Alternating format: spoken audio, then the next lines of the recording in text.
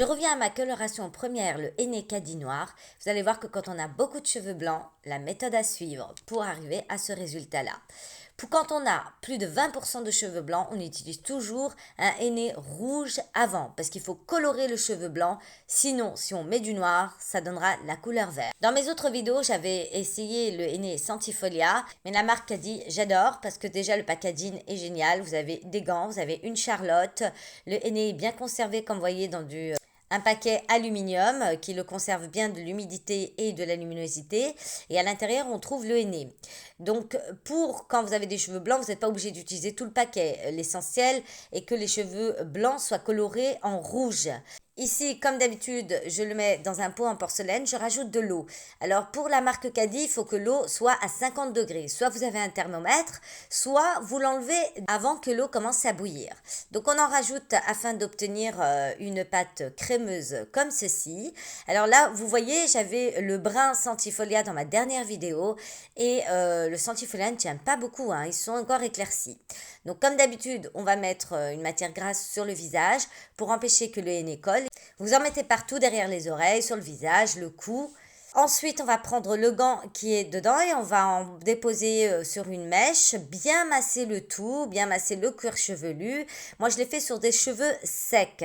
Le henné, on peut le faire aussi sur des cheveux mouillés. Ce sera ma deuxième étape. Avant de le recouvrir avec la charlotte, avec une éponge mouillée, j'enlève tout le surplus du henné qui est autour de mon visage. Je vais mettre la charlotte. L'important, c'est que le henné soit couvert de la lumière et reste un peu chaud sur la tête. Donc, moi, je rajoute du film plastique. On va bien le fermer et je vais rajouter un bonnet opaque. Alors le henné caddie, il faut le laisser minimum 2 heures. Ici pour le rouge, je vais le laisser 2 heures, ça suffira très bien pour recouvrir les cheveux blancs que j'ai par-ci par-là. Donc 2 heures après, on enlève le bonnet, on voit déjà que ça a commencé à colorer. Vous inquiétez pas, le henné ne décolore pas le cheveu, il se pose juste sur la fibre et mes cheveux blancs vont être colorés. C'est le but qu'on cherche. Après les avoir lavés avec de l'eau très claire, vous voyez comment ils sont pas orange, ils sont pas rouges. On passe à la deuxième étape. Cette fois-ci, on va mettre le caddie noir. C'est le même packaging avec tout ce qui est à l'intérieur. Et là, vous allez pouvoir avoir un brun très foncé, voire châtain très foncé. Avec une brosse, on va démêler tout ça. Donc, il y a beaucoup de nœuds quand on fait du henné. C'est qu'il a bien marché.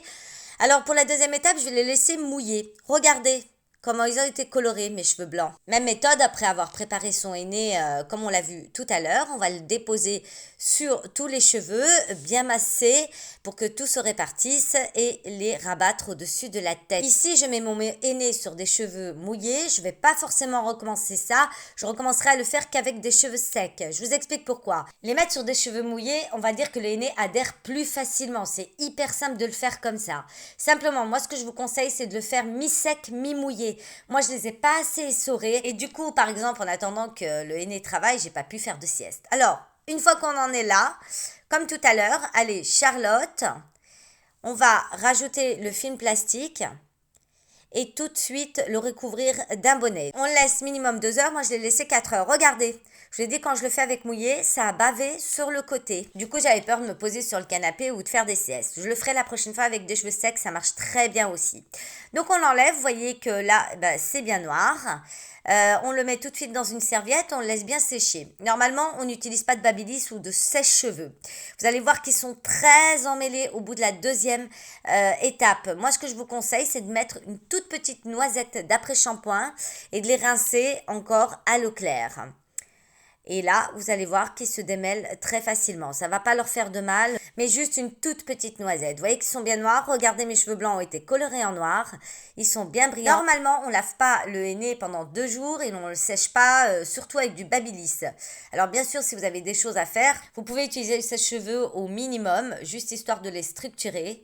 Voilà, comme ceci. Et là, pendant 2 jours, je ne vais pas les laver. Je vais les laisser comme ceci, puisque la couleur va apparaître d'ici 2 jours. Ça ne fait pas du tout un noir chimique, et c'est ça que j'aime dans le mélange rouge et le noir après. Même au soleil, il n'y a pas de reflet. Là, c'est après le premier shampoing. Donc, vous voyez qu'ils sont vraiment bruns. Là, c'est au soleil. Il n'y a pas de reflet rouge. C'est vraiment un châtain foncé. Et moi j'adore, c'est naturel, c'est un brun naturel, c'est pas du tout chimique, c'est une super coloration et surtout ça couvre les cheveux blancs. Bienvenue à toi et à une prochaine.